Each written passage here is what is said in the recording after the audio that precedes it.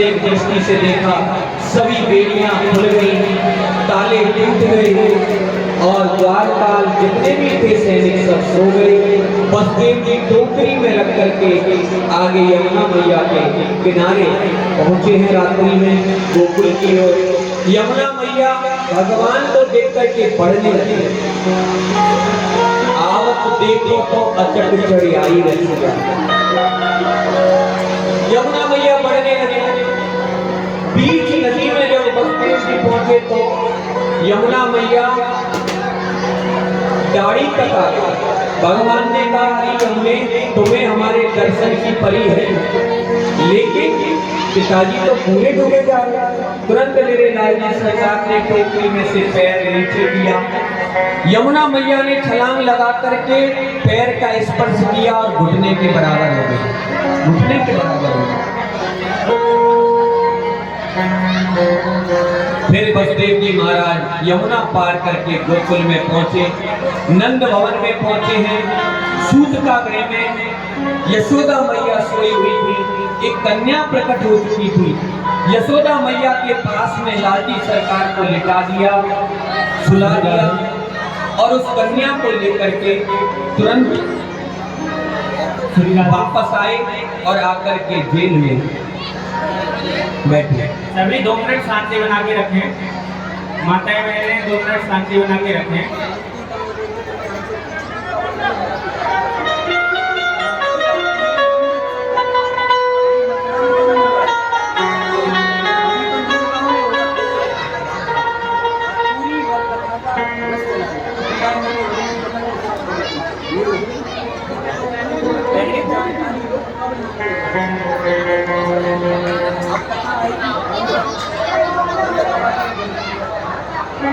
आप सभी शांति बना के रखें और सभी यथास्थान बैठ जाएं। सभी बैठ जाइए, व्यवस्था को बना के रखिए।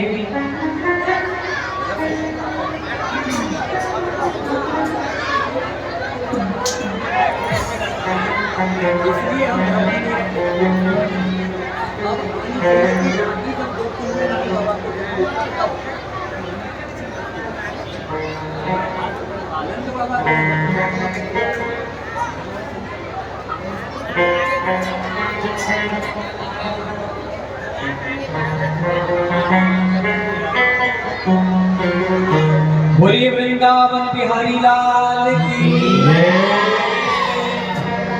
जानकी को लेकर के अंदर चले जाओ। थोड़ा मिस्टेक हो जाता है, जानकारी नहीं है ना। अभी कन्हैया का जन्म जेल में हुआ है मथुरा में, अभी तो नंद बाबा के यहाँ होना है, उत्सव तो तब होगा। बसदेव जी तो तब आने थे, नंद बाबा के यहाँ तब आने थे जब नंद महल की कथा चलती गोकुल की, पहले ही ले आए। इस प्रकार क्या होता है, कथा का रस चला जाता है। अरे भैया गोकुल में तो जन्म अब लेंगे, अभी तो जेल में हुआ है। और जानकी लेकर के पहले आए। जो श्रोता बैठे हैं उनकी कथा का ध्यान भटक जाता है, सब खड़े होकर के उसी में लगे। हो सकता है यहाँ ऐसा ही होता हो कथा। अरे भैया मथुरा में जन्म लिया है, अभी तो ये प्रसन्नता की घड़ी नहीं, ये दुख की घड़ी है। देव जी और वसुदेव रो रहे। मथुरा में लाला का जन्म हुआ तो वसुदेव जी और देव जी फूट फूट कर रो रहे। देव जी की गोद से उसका लाल आज गोकुल की ओर जा रहा है, इससे बड़ा दुख और क्या हो सकता है। और आप लोग प्रसन्नता मना रहे, खुशी मना रहे। खुशी का समय अभी लाऊंगा, बस 10 मिनट दे दो, 10 मिनट में मैं गोकुल के लिए प्रकट कर रहा हूं। 10 मिनट में गोकुल में कृष्ण भगवान प्रकट हो जाएंगे, बस 10 मिनट दे दो। अच्छे से शांति से बालकों को शांत करो, कथा पे ध्यान दो, क्योंकि यहाँ से ब्रज की कथा प्रारंभ होती है। और अगर आप ध्यान से सुनोगे तो मैं प्रयास करूंगा ब्रज की भाषा में सुनाने का। बोलिए वृंदावन बिहारी लाल की। इधर आइए, सीधे सीधे गोकुल की ओर चलते हैं। कन्या को लेकर के वसुदेव जी जेल में आए। कंस को पता चला कि 8वीं तो कन्या पैदा हुई है, कंस के पास लेकर के गए। कंस ने उस कन्या को पकड़ा और जो पत्थर पे देना चाहता था कन्या उड़ गई आकाश में और बिजली के रूप में प्रकट होकर के उसने आवाज लगाई, अरे कंस तू क्या मुझे मारने जा रहा है? तेरे मारने वाला तो ब्रज में पैदा हो गया, ब्रज में पैदा हो गया। घोषणा करो। आइए सीधे सीधे ब्रज की ओर चले। गोकुल में क्या है? गोकुल के जो राजा हैं वो है नंद बाबा, ब्रजराज नंद बाबा। इनकी जो पत्नी है उनका नाम है यशोदा। इनके छोटे भाई थे उपनंद जी महाराज। एक दिन उपनंद जी महाराज ने ब्राह्मण और संतों का भोजन कराया। ब्राह्मण और संतों का भोजन, जब ब्राह्मण और संतों ने सुंदर भोजन पाया, प्रसादी पाई, भंडारा पाया, तो उपनंद जी ने नंद बाबा से कहा, देखो भैया तुम हम सब नंदों से बड़े हो, बड़े भैया हो हमारे, तो तुम एक काम करो, तुम अपने हाथन से सभी ब्राह्मण संतों का तिलक करो और इनको दक्षिणा प्रदान करो। नंद बाबा ब्रजराज सभी संत ब्राह्मणों को तिलक करके दक्षिणा प्रदान करने लगे। सबके चरण धोए, चरणामृत लिया, पैर छुए। सभी ब्राह्मणों ने नंद बाबा को आशीर्वाद दिया। ब्राह्मण और संत कहने लगे, ब्रजराज आयुष्मान भव, ब्रजराज धनवान भव, ब्रजराज पुत्रवान भव। सब ब्राह्मण संतों ने ऐसा कहा। नंद बाबा ने कहा, देखो ब्राह्मण संतों, संत देवताओं, आपने जो आशीर्वाद दिए उसमें दो आशीर्वाद तो ठीक दिए, पर ये तीसरा आशीर्वाद क्यों दे दिए? आपने कहा कि ब्रजराज आयुष्मान भव, तो देखो मेरी आयु कोई छोटी नहीं, 80 वर्ष की मेरी आयु होगी।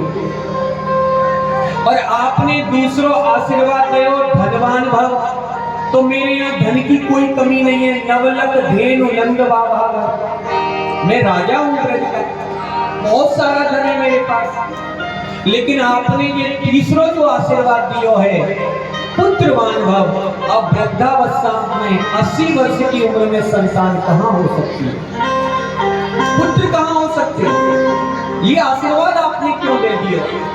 संत और ब्राह्मणों ने कहा, ब्रजराज अब तो हमारे मुख से निकल गए है, अब तो आपके यहाँ लाला को ही जन्म होगा, लाला को ही जन्म होगा। झांकी को ले जाइए, सबकी दृष्टि उधर जा रही है, आप झांकी को ले जाओ यहाँ से, हम बुला लेंगे, जब जरूरत होगी तभी बुला लेंगे। बोलिए वृंदावन बिहारी लाल की। ब्रजराज नंद बाबा ने कहा, ये आशीर्वाद आपने क्यों दियो? ब्राह्मण संतों ने कहा, बाबा अब तो हमारे मुख से निकल गया है और ब्रह्म वाक्य कभी मिथ्या नहीं हो सकता, अब तो आपके यहाँ लाला को ही जन्म हो। सभी ब्राह्मण संत आशीर्वाद लेकर के चले गए। एक वर्ष बीत गया। एक दिन मकर संक्रांति का दिन था बंधुओं।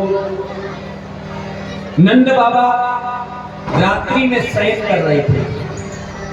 यशोदा मैया ब्रजरानी यशोदा चरण दबा रही थी बिस्तर पर, पालने बैठ करके पलंग पर, और चरण दबाते दबाते ब्रजरानी यशोदा भी वहीं पर सो गई। प्रातः काल जब दोनों जगे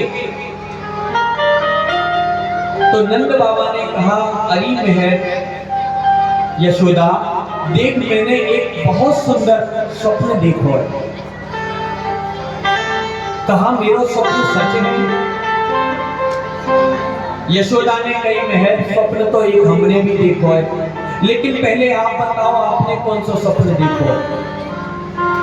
नंद बाबा बोले, देख यशोदा, एक सुंदर सो बालक, छोटो सो, श्याम या को वर्ण, घुंघराले घुंघराले या के बाल, कर्णांग काले काले मोटे दीर्घांग या के नेत्र, ऐसा सुंदर बालक मैंने तेरी गोद में खेलता हुआ देखा। कहा, मेरा स्वप्न सच है? यशोदा मैया ने कहा, मेहर आप तो स्वप्न एकदम सच है, क्योंकि मैंने भी आज वही स्वप्न देखा है। एक छोटा सा बालक, घुंघराले बाल, श्याम या को वर्ण, मोटे मोटे या के नैन, आजान बाहु, ऐसो बालक मैंने भी तो आपकी गोदी में खेलते भय देखा। ये दोनों को स्वप्न में दर्शन हो गया, स्वप्न में दर्शन। और बताया गया है कि उसी दिन माता यशोदा ने गर्भ धारण किया, गर्भ धारण किया। समय बीत गया, एक वर्ष हुआ, कुछ समय निकला, श्रावण का महीना आया, पूर्णमासी का दिन, संत ब्राह्मण चातुर्मास श्रावणी आदि कर्म करने के लिए यमुना के किनारे आए। यमुना में उन्होंने श्रावणी आदि कर्म किए।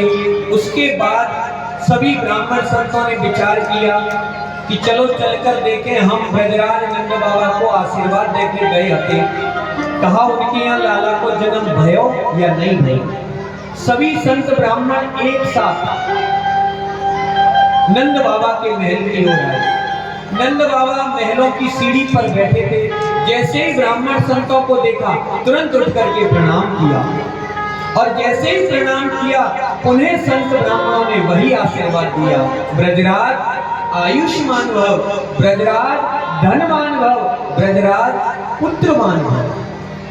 नंद बाबा ने कहा, ब्राह्मण देवताओं, आपको आशीर्वाद अब सच हो रहा है, असर दिखा रहा है, लेकिन आप अपने आशीर्वाद को पक्को कर लो, क्योंकि जब आप पहले आए हते पूर्व में तो तुमने कहा था कि पुत्रवान भव, और अब भी आप कह रहे हो पुत्रवान भव, और कहीं ऐसा हो गया पुत्रवान भव की जगह पुत्रीवान भव हो गया फिर, इसलिए अपने आशीर्वाद को पक्का कर लो।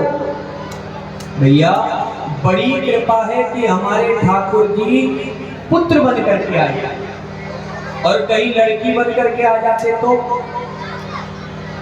ये तो काले कलूटे श्याम वर्ण के पुत्र बन करके आए हैं, तब लोग इन पर विदा हो जाते हैं, और कहीं लड़की बन करके आते हैं। घुंघराली लटे लटके मुख पे, अलकावली साज सवारन में, लख आंखन की कजरानी छटा, चर्चा बढ़ जाए लवारन में। कहूँ सांच को आंच नहीं सजनी, यह बात कहेंगे हजारन में, नंदलाला अगर लली बन के तो छुरियां चल जाती बाजारन में, छुरियां चल जाती बाजारन। ये तो पुत्र बन करके आए हैं तब ये हाल है, और कहीं लड़की बन करके मान लो इस पांडाल में आ जाते तो कितने सुंदर होते, ये पांडाल साफ हो जाता। बड़ी कृपा ठाकुर जी की है,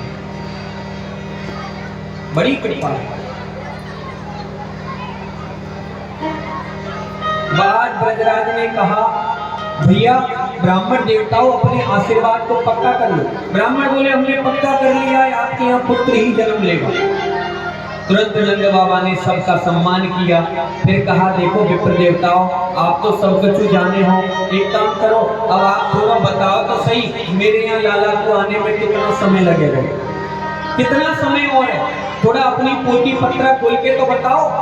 तुरंत सभी ब्राह्मणों ने अपनी पंचांग खोली, पोथी खोली, और फिर सभी एक साथ बोले महाराज, आज से ठीक 8वें दिन आपके यहाँ अष्टमी तिथि को भादों के महीना कृष्ण पक्ष रोहिणी नक्षत्र में रात्रि के मध्य में आपके यहाँ लाला को जन्म हो जाए। जैसे ही नंद बाबा ने सुना, प्रसन्न हो गए, गदगद हो गए। ब्राह्मणों को संतों को बहुत सारा दान किया, विदा किया। 8 दिन पहले से ही आज ब्रज में लाला के जन्म के उत्सव की तैयारियां चलने लगी। 8 दिन पूर्व से ही तैयारियां हो रही, तैयारियां हो रही है। पलक झपकते ही वो 8वां दिन भी आ गया, अष्टमी तिथि। रात्रि के 8 बज गए, 8 बज गए, लेकिन अभी लाला को जन्म नहीं हुआ। नंद बाबा ने अपनी बहन सुनंदा को बुला रखा था यशोदा की देखभाल करने के लिए। 8 बजे नंद बहन महल के जितने भी नौकर चाकर थे सब नंद बाबा के पास आए और आकर के कहा, बाबा देखो, लाला को जन्म तो अभी भयो ना है, अब तो हमारी आंखन में भी नींद आ रही है, हम थक गए, आप कहो तो हम सो जाएं, लेट लें। नंद बाबा ने कहा भैया तुमने लाला के जन्म में 8 दिन एक कर दिए, 8 दिन से आप तैयारी कर रहे हो, मेहनत, थक गए होगे, कोई बात नहीं, आप आराम कर लो, जब लाला को जन्म होगा मैं तुम्हें जगाए दूंगा। तो 8 बजे नंद बहन महल के सब नौकर चाकर सो गए। अब घड़ी की सुई आई 10 बजे, और जैसे ही 10 बजे तो नंद बाबा सूत का गृह में गए। बहन सुनंदा से बोले अरे बहन सुनंदा, नाम तो आज को ही लियो हो ना, अभी तक लाला को जन्म नहीं भयो, अब तो देख मेरी भी कमर में दर्द है रहे, कहा करूं? सुनंदा जी ने कहा देखो भैया आप चिंता मत करो, आप जाओ खिरक में गौशाला में कमर सीधी कर लो, तुम भी लेट जाओ, मैं हूं ना भाभी के पास, जब लाला को जन्म होगा तो मैं आपको जगाए दूंगा। तो भैया ठीक 10 बजे नंद बाबा भी गौशाला में चले गए। अब 11 पे सुई आई तो सुनंदा जी सूत का गृह में यशोदा जी के पास गई और जाकर के बोली भाभी नाम तो आज कोई लियो हो, लेकिन अभी तक लाला को जन्म नहीं भयो, अब तो भाभी मेरी भी आंखों में नींद आ रही है। यशोदा जी ने कहा बहन तुम क्यों चिंता करती हो, तुम मेरे पास यही नीचे लौट जाओ, और जब लाला को जन्म होगा तो मैं आपको जगाए दूंगी। तो ठीक 11 बजे सुनंदा भी सोई गई। जब 12 पर सुई आई भैया, और 12 पर जब सुई आई तो यशोदा मैया भी सोए गई। और उसी समय वसुदेव जी कन्हैया को लेकर के आए बाल कृष्ण को, और यशोदा जी के पास सुलाया, और कन्या जो प्रकट हुई थी उसे लेकर के चले गए।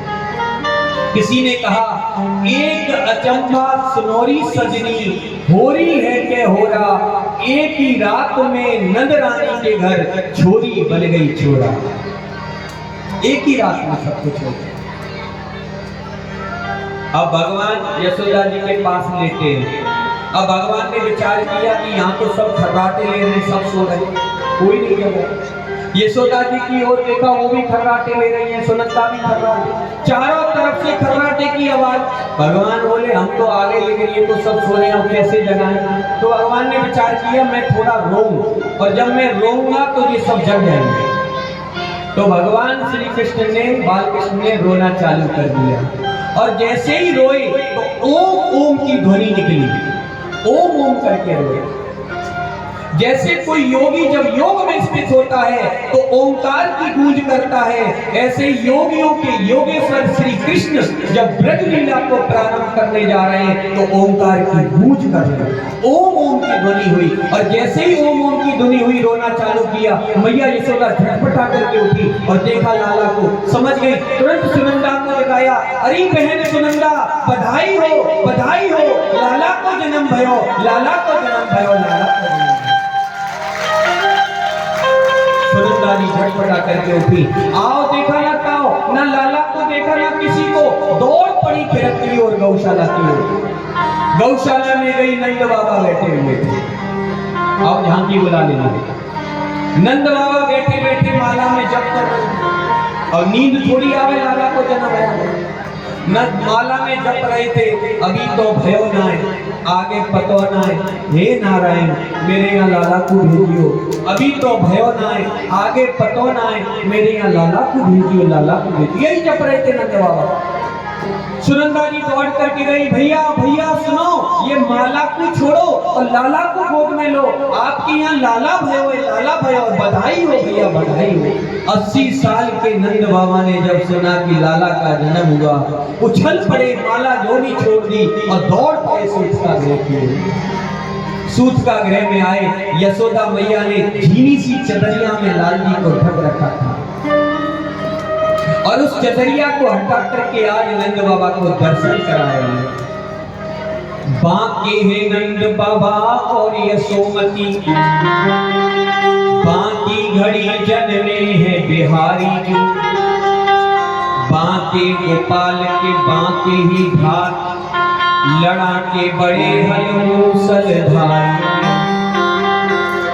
बांकी मिली दुल्हन जगबंदिनी, बांके गोपाल के बांके पुजारी, भक्तन दर्शन देने के खातिर झांकी झरोका में बांके बिहारी। जीनी सी चदरिया हटा करके आज नंद बाबा ने देखा, खुशी का आनंद नहीं रहा, आनंद की बाढ़ आ गई। सारे गोकुल में खबर पहुंच गई, ब्रजराज नंद बाबा के यहाँ लाला को जन्म भयो है। रात में ही सभी ग्वाल बाल बधाई में लेकर के आने लगे और नाचने लगे। और क्या कहने लगे? ब्रज में है रही जय जयकार, नंद घर लाला जाए।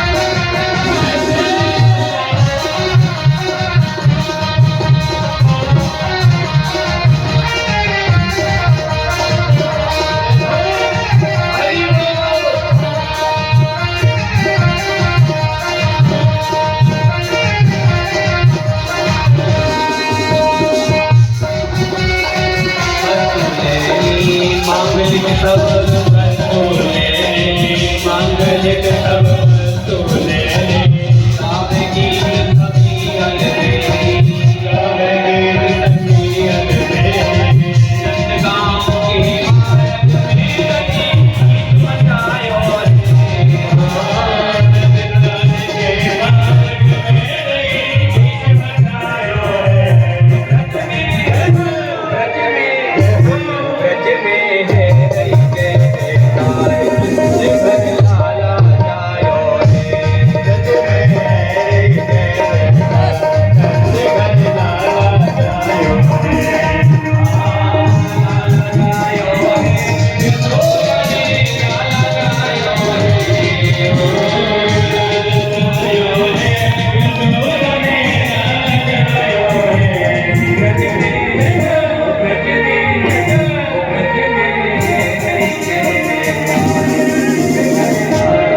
नंदगांव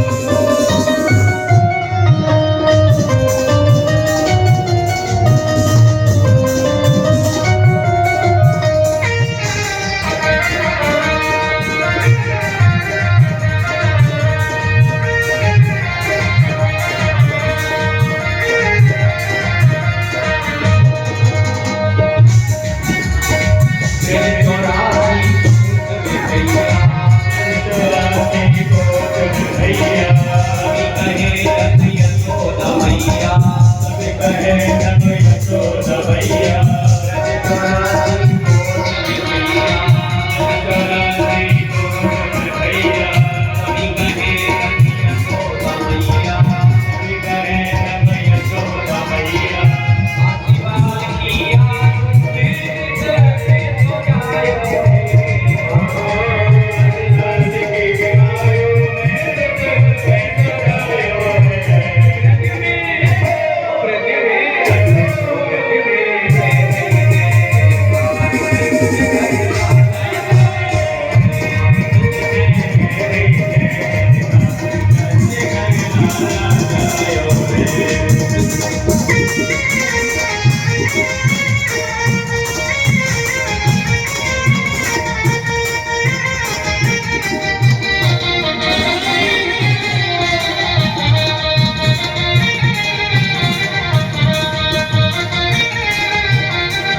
मार्ग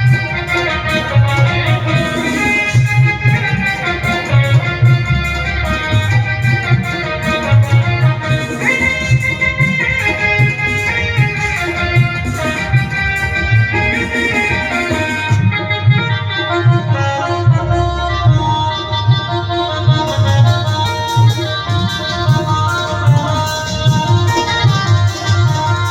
गीत